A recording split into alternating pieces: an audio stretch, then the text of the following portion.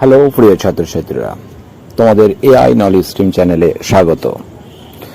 আজকের আলোচনার বিষয় হচ্ছে একটি 8 মার্কের প্রশ্ন, যেটি এই বছর পরীক্ষাতে আসার খুবই চান্স।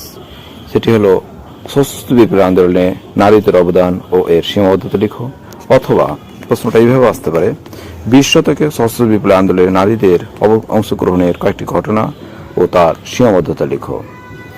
তো শুরু করার আগে তোমাদের বলবো অবশ্যই চ্যানেলটি সাবস্ক্রাইব করে দিও, তার কারণ এরপরে ভিডিওগুলো পেতে তোমাদের সুবিধা হবে।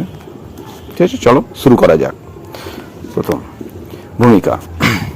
19 শতকে ভারতবর্ষে নারীরা প্রধানত ছিল অন্তঃপুরবাসী, কিন্তু 20 শতকে পাশ্চাত্য শিক্ষার ফলে নারীরা ভারতীয় রাজনীতিতে যোগদান করতে শুরু করে।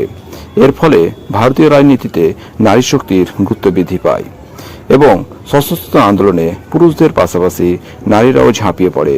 এই প্রসঙ্গে কাজী নজরুল ইসলাম বলেছেন, ভেঙে ফেল নারী, ভেঙে ফেল ও শৃঙ্খল। তারপরে পয়েন্টটি হচ্ছে সশস্ত্র বিপ্লবী আন্দোলনে নারীদের অবদান। ভারতীয় সশস্ত্র আন্দোলনে যে সমস্ত নারী যোগদান করেছিল তারা হলেন নিম্নরূপ। 1. ননিবালা দেবী।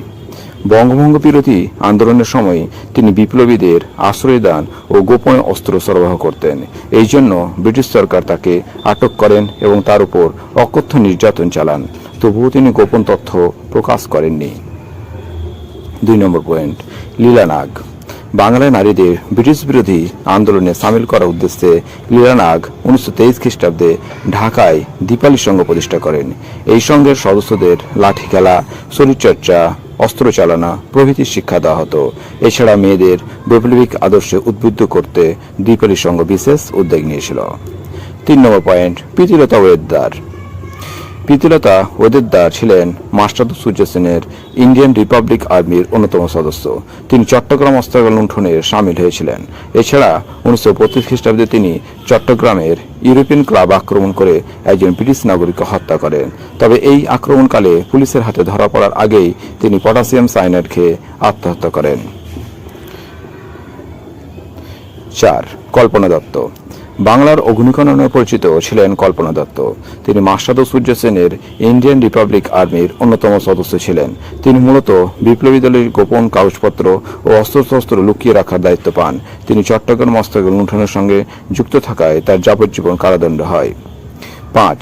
শান্তি ঘোষ ও সুনীতি চৌধুরী। 1931 খ্রিস্টাব্দে শান্তি ঘোষ ও সুনীতি চৌধুরী নামে অষ্টম শ্রেণী 2 ছাত্রী কুমিল্লা জেলার ম্যাজিস্ট্রেট স্টিভেন্সকে গুলি করে হত্যা করেন। 6. বীণা দাস। 1932 খ্রিস্টাব্দে কলকাতা বিশ্ববিদ্যালয়ে সমাবর্তন অনুষ্ঠানে বীণা দাস নামক এক ছাত্রী বাংলার গভর্নর স্ট্যানলি জ্যাকসনকে হত্যা করার জন্য গুলি ছুড়ে, কিন্তু স্ট্যানলি অল্পের জন্য বেঁচে যান। এর ফলে বিচারে বীণা দাসের 9 বছরের কারাদণ্ড হয়। তারপরে প্রশ্ন, ডক্টর লক্ষ্মী সাইগাল। চিকিৎসক ডক্টর লক্ষ্মী সাইগাল নিজের উজ্জ্বল কর্মজীবন ছেড়ে সুভাষচন্দ্র বসুর আজাদ হিন্দ ফৌজের নারী বাহিনীর নেতৃত্ব গ্রহণ করে।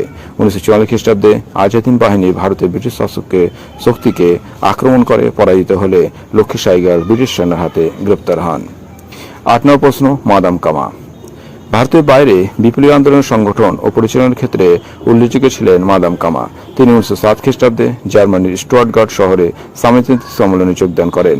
সেখানে তিনি ভারতীয় স্বাধীনতার প্রতীক রূপে বন্দে মাতরম লেখা তিরঙ্গা অর্থাৎ 3টে রং লাল, হলুদ ও সবুজ জাতীয় পতাকা উত্তোলন করেন। তিনি ভারতের বিপ্লববাদের জননী নামে পরিচিত। এছাড়াও সশস্ত্র বিপ্লবী আন্দোলনে যেসব নারী গুরুত্বপূর্ণ ভূমিকা পালন করেছিলেন তারা হলেন দুকড়িবালা দেবী, ভগিনী নিবেদিতা, মাতঙ্গিনী হাজরা, পারুল মুখার্জি, উষা সেন প্রমুখ। সীমাবদ্ধতা।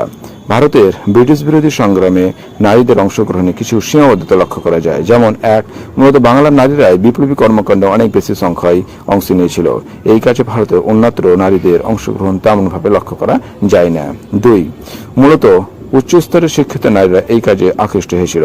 সমাজের নিম্নস্তরের নারীদের মধ্যে এর বিশেষ কোনো প্রভাব পড়েনি। 3. নারী বিপ্লবীরা মূলত বেশিরভাগ জায়গায় সাহায্যকারী রূপে ভূমিকা পালন করেছে, তারা নেতৃত্ব দিতে পারেনি। উপসংহার: সুতরাং পরিশেষে বলা যায় যে সশস্ত্র বিপ্লবী আন্দোলনে নারীদের যোগদান ছিল সীমিত। তার পুরুষদের সতর্কবার্তা প্রেরণ, সংবাদ প্রেরণ, অস্ত্র পৌঁছে দেওয়ার কাজগুলো করত। তা সত্ত্বেও বলা যায় যে সেই সময় যখন নারীদের বাড়ির বাইরে যেতে দেওয়া হতো না, সেখানে দেশের জন্য সশস্ত্র আন্দোলনে অংশগ্রহণ, এমনকি তারা কারাবাস ও প্রাণ দিতে কুণ্ঠিত বোধ করেননি। তো এই ছিল আলোচনা। তো এটি তোমরা খাতায় লিখে, এই বছরের জন্য এটি খুবই গুরুত্বপূর্ণ, এটি আলোচনা করতে পারো, খাতায় লিখে মুখস্থ করে রাখতে পারো। Thank you.